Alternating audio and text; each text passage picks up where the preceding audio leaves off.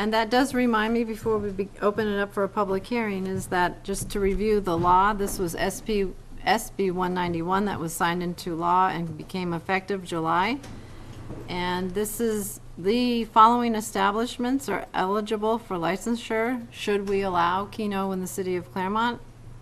And those are a restaurant or a hotel holding a valid liquor license, a brew pub holding a valid liquor license, a ballroom holding a valid liquor license, but I don't think we have one of those, a veterans club, private club, or social club holding a valid liquor license, and a racetrack holding a valid liquor license. And there's some others, but they didn't apply to the city of Claremont.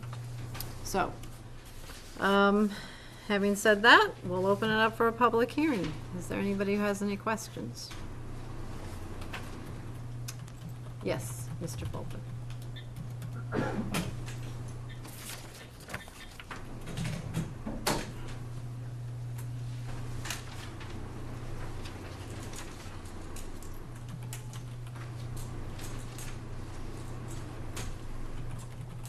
Thank you, Madam Mayor. I want to make a couple of points, and I hope you won't censor me. Bernie, would you say your name, please? Oh, sure. Bernie Folter, Ward 3. Thank you. I'm going to make a couple of points, one for the present, and then I'm going to throw an idea out. Is this about KENO? It's related to KENO. I hope I won't be censored by yourself, Madam Mayor, as sometimes I feel happens to me. Okay, so the first thing I want to say is I'm in favor of this opportunity for Claremont.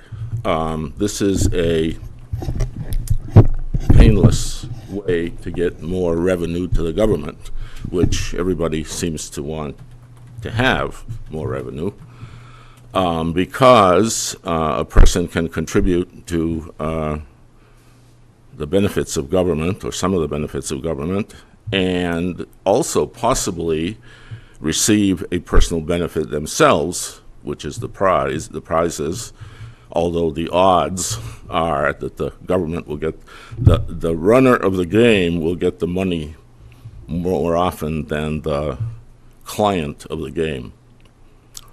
Now, one of the objections to something like KENO is that it tends to be less economically advantaged people who tend to play the game, and therefore it's perceived politically as being regressive because it scoops up more income from the less economically advantaged people than the more economically advantaged people. So that leads to the second point I want to make, and it's sort of a recommendation for the New Hampshire Lottery Commission, which since it gets all this, since the money machine brings in a lot of money, they have, you know, they can peel off for administrative expenses basically as much as they want, within reason, of course. So the idea I want to toss out to citizens, representatives, bureaucrats, and the Lottery Commission is, it's too bad there isn't also, and I don't have the answer, I would also give the answer, some kind of a game that attracted higher economically advantaged people. In other words, it would have to be a game, presumably of chance, that would allow people who could afford to, say, spend a couple $1,000 a ticket or more, but the prize would be corresponding, like maybe forgiveness of your taxes for 3, 4, or 5 years. So it would attract players that could spend a big amount, and of course the prize would be a big amount, because it seems to me, in terms of politics, I mean, people flash all kinds of money around to get people elected, especially on the national level and including on the state level. It's too bad all of that money floating around some people say to buy votes in Washington and to buy votes in Concord, couldn't be turned with a lottery-like mechanism that would attract higher income clientele and not just KENO for the masses, so to speak. But generally speaking, I see the 5-minute rule is in effect. The sheriff City Councilor Simons, who is also the county sheriff, just flashed the 1-minute warning. So I'm throwing that out, but I'm in favor of Claremont having access to those additional funds, which I understand are earmarked for kindergarten reimbursement. And therefore, with all its disadvantages, I'm in favor of that, but I wish someone would come up, that I haven't been able to do yet, with a creative idea to extract more money by the Lottery Commission from higher economically involved people. How about a tax on political contributions? Maybe something like, but that wouldn't be a Lottery Commission issue. Thank you very much. You're welcome, thank you. So a couple follow-on comments to what Mr. Folta said. Even if the voters vote to have KENO here in the city, people still have to apply for the license. So an establishment, even in a community that says, yes, we want to have it, doesn't have to apply for it. So, and the other thing is that this law says, beginning in FY 2019, in addition to the money that we have been getting as a half-day rate for our kindergarten students, which is about $1,800, starting in October of 2018, whether or not KENO goes into effect, each student we will get in the city, the school district will get an additional $1,100, so they'll be getting a total of $2,900. And after that, it's going to be, the hope is that the school district will get the full amount of what they call an adequate education grant, which is about $3,600. But those funds, that will be dependent upon how many funds are collected from KENO, but beginning in FY 2020, it will not be any less than the $2,900 that they had in FY 19. There's somebody else from the public who would like to speak?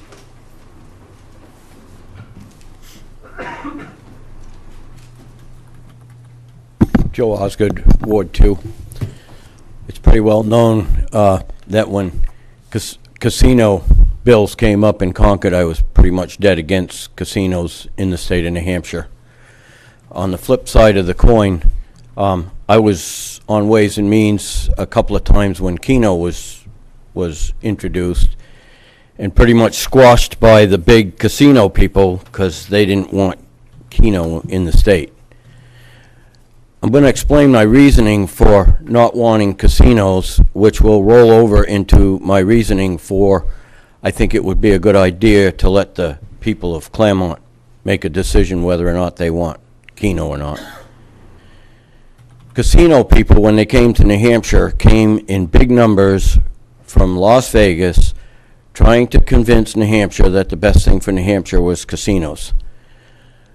When all was boiled out, the bottom line at the end of the day, 80% of the money that went over the table left the state and went to Las Vegas. And that was one of my main reasons for being against casinos. On the flip side of the coin, when KENO came up, an extremely good presentation was put on by the commissioner of the lottery, explaining how it worked, how the money came in, that it stayed, all of it, in the state of New Hampshire, and that even though people could conceivably spend less money gambling, a whole lot more money stayed in New Hampshire. That pretty much sold me on the fact that if people want to throw their money in a machine, that's their money, they can do it. My feeling was I want it to stay in New Hampshire. I think this would be a very good thing to allow the people of Claremont to make a decision whether or not they want it. I wish other things that came up in the city that involved finances had the same opportunity. I feel very good about this, that your choice tonight is to know whether or not the people of Claremont want KENO, and I strongly recommend that you allow them to make that decision on their own. And I have one question. Sure. That I don't know if it can be answered tonight, but I'd like it answered. The state has guidelines on how a facility can be involved in KENO. Can the city of Claremont have its own guidelines when a organization applies for it that would the city allow it to happen to, or do they have to only go by state guidelines? I believe it's state guidelines, but we have Mrs. Okay. Cleland here. I'm going to throw out my main question so you got an idea what I'm talking about. If a building is not up to code, if a building if the building is not current in city taxes and any other thing that would be against what the city normally would need for a building to be operating as a business, can the city have an ordinance to disallow KENO to be operated in that building? That's my question. You want to answer that? Sure, because they're viewing this at home and you have to stand up. Okay, sure. Kelly J. Cleland, New Hampshire Lottery. One point is that,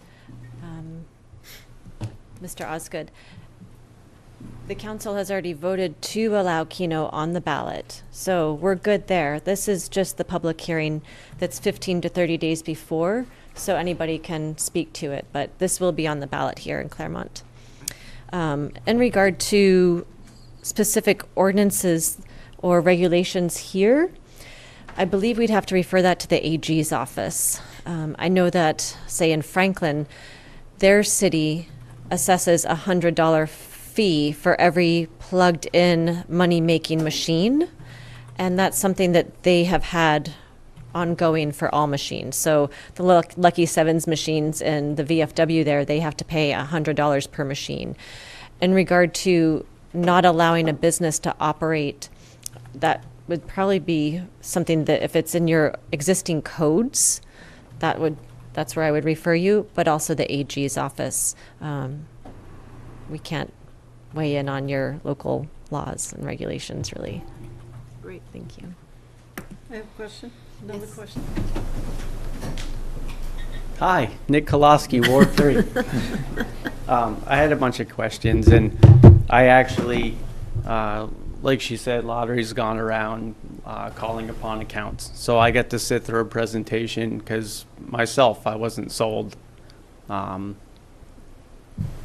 I'm still not, but I had questions as far as other towns around us that might have put it on the ballot, and I don't know if you know that. There's 4. It's only cities right now. Okay, so close to us, like the closest city. Lebanon, they don't vote until the spring. would be the closest in the area. So that was something I was wondering, and in talking to Lottery. I think Manchester, Concord, Berlin, All but Portsmouth. and there were 4 that voted to put it on the ballot. There are 11 total that Could you on come the up to ballot. the microphone? Yeah, they can't Can hear. we share? There are 11 who approved it for ballot. One city, Portsmouth, did not, and Lebanon doesn't vote until Till March. March. And you're absolutely correct. Franklin has the earliest voting cycle, October 3rd, and it passed in Right. Franklin. Thank you. And I had asked that question because I found it curious that we would be online if the voters approved it before Lebanon. So you may see some traffic from the Upper Valley, you may not, but I guess this community's, it might be a test case for other communities, I guess is my point. as far as, just to have you understand the process, it's not every account, even though you have a liquor license, it may not be as easy just to set up to become a KENO location. You have the out-of-pocket expense of it. You also have to maintain cash in-house up to $4.99 or $5.99, I think, for paying out tickets. You have the whole banking side of things to monitor. So as much as I'm happy the voters get to decide, and I'm not swayed either way personally. But there's a lot more to consider to this as far as like my end as being a licensed location. It's not just an easy decision to say, yeah, we'll pop up and do it. Frankly, I don't think you'd see more than a handful of people in a community actually participating. It may not be a fit for some places, and I'm still right on the fence as far as staffing and answering questions and stepping aside to cash in tickets and things like that. So as far as just to Mr. Osgood's point, if you had a building that had code issues, they wouldn't have a certificate of occupancy for the city. A certificate of occupancy is required to renew your liquor license every year, so you wouldn't have a liquor license, and then you wouldn't be eligible to be a KENO location. As far as a property owing back taxes, if it's not the specific owner of the property being the location itself, I don't see why you would want to penalize a tenant from participating, but that's a different discussion.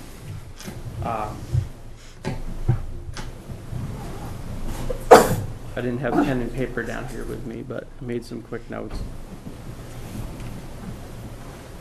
I would just be more concerned about establishments that have liquor license violations, but that gets weeded out through liquor enforcement.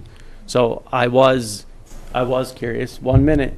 I was curious if an establishment lost their license, I assume that lottery steps in and ends that as well. Okay, that's all I had. Okay. Thank you.